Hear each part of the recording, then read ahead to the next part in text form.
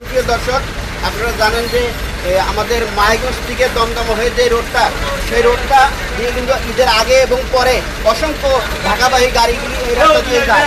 কিন্তু সমস্যার বিষয় হলো যে এই রাস্তা দিয়ে যখন ঢাকার একটা গাড়ি সাইডে যায়, অপর সাইডে যখন আরেকটা ট্রাক আসে, তখন কিন্তু দুইটা গাড়ি একসাথে এই রোডে চলাচল করা যায় না।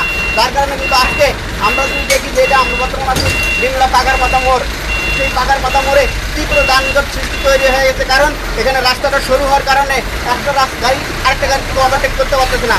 সেই কারণে আজকে বিশাল যানজটের মুখে পড়ে গেছে এই ঢাকাবাহী যে গাড়িগুলি আছে। আপনারা জানেন যে তারা কিন্তু সময় বাঁচানোর কারণে কিন্তু মডার্ন না গিয়ে ওনারা এই বাইপাস রাস্তাটা ব্যবহার করে। এই বাইপাস রাস্তাটা যখন ব্যবহার করতে যায়, তখনই কিন্তু এই সরু রাস্তা হওয়ার কারণে এই যানজটের সৃষ্টি হয়ে যায়। তো আমরা অবশ্যই আবেদন জানাবো, যারা রংপুরের দায়িত্বে আছেন তারা যেন এই দমদমা হয়ে মাহিগঞ্জের যে রাস্তাটা আছে বাইপাস, এই রাস্তাটা অবশ্যই যাতে একটু চওড়া করেন, অন্তত 4 লেনের রাস্তা তৈরি করা যায়, সেই ব্যবস্থাটা আমাদের রংপুরের যিনি মেয়র সাহেব আছেন এবং যিনি আমাদের এমপি সাহেব আছেন, তিনি যাতে এই রাস্তাটা অন্তত, এটা খুব বেশি একটা বড় রাস্তা নয়, 8-10 কিলোমিটারের রাস্তা, এই রাস্তাটা যদি বড় করা হয় তাহলে এলাকাবাসী সহ ঢাকাবাসীর যে যাতায়াতের যে সুবিধাটা, সেই সুবিধাটা অবশ্যই এনারা পাবেন। কারণ আমরা যখন দেখি যদি মডার্ন হয়ে গাড়িগুলো যায়, তখন তাদের অনেক দূর ঘুরতে হয়, যার কারণে ওনারা এই রাস্তাটা ব্যবহার করে। আর এই রাস্তাটা সরু হওয়ার কারণে তাদের অনেক সময় এখানে নষ্ট হয়ে যায়,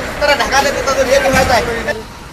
ঢাকা থেকে মাইগঞ্জ হয়ে দমদমা দিয়ে যে বাইপাস সড়কটা, সেই সড়কটা দিয়ে কিন্তু আমরা জানি যে ঈদের আগে এবং পরে এই রাস্তাটা গাড়িতে ব্যবহার করে ঢাকার যাওয়ার গাড়িগুলি। কিন্তু যখন এই রাস্তা দিয়ে ঢাকার কোনো গাড়ি আসে আর ও পাশ থেকে যখন আরেকটা গাড়ি যায়, তখন কিন্তু এই রাস্তাটা সরু হওয়ার কারণে রাস্তার মধ্যে যানজটটা লেগে যায়। তো আমরা যারা রংপুরের দায়িত্বে আছেন তাদের আমরা বলবো, যেহেতু মাহিগঞ্জ থেকে দমদমা রাস্তাটা কিন্তু খুব বেশি একটা বড় নয়, খুব বেশি হলে 8 থেকে 10 কিলো রাস্তা, এই 8 থেকে 10 কিলো রাস্তা যদি চওড়া করানো হয়, তাহলে আমার মনে হয় যে ঢাকা বাইপাসের যে রাস্তাগুলি আছে তারা মডার্ন না হয়ে এই রাস্তাটা ব্যবহার করবে। আর এই রাস্তাটা ব্যবহার করলে আমাদের জন্য সুবিধা হবে। তার কারণ আমরা জানি রংপুর শহরের মধ্যে অনেক গুরুত্বপূর্ণ হলো এই রাস্তাটা, এই 8 থেকে 10 কিলো রাস্তাটা যদি চওড়া করানো হয়, 2 লেন বা 4 লেনে করা হয়, তাহলে যে গাড়িগুলি আছে তারা কিন্তু আর এই যানজটের মধ্যে পড়ে না।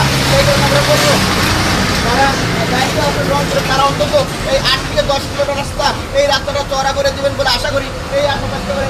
আজকে রংপুর টিভিতে ভালো থাকবেন। আসসালামু আলাইকুম, ধন্যবাদ।